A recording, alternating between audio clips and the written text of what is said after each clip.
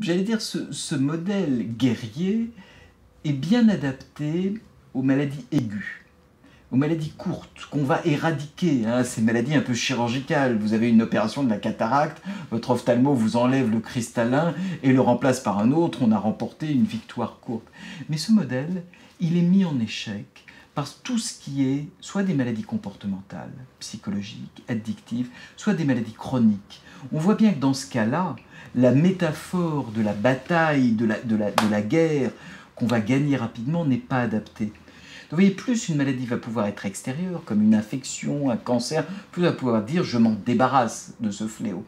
Plus c'est une maladie de l'intime qui va être liée à l'âme, au comportement, à la psychologie, plus on va avoir du mal à identifier quelque chose, à éradiquer.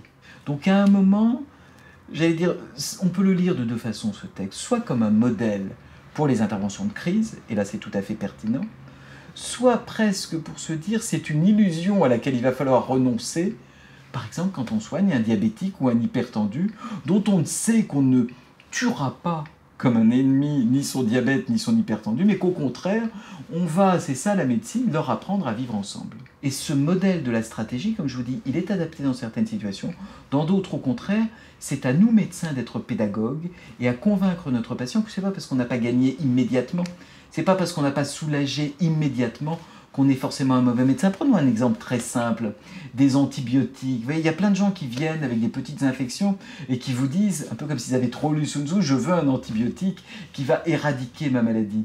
On va leur dire que peut-être que cette victoire très rapide qu'on va avoir ne sera pas forcément bonne à long terme. La médecine, c'est introduire aussi cette dimension de temporalité, de patience, d'adaptation au handicap éventuel et à l'échec.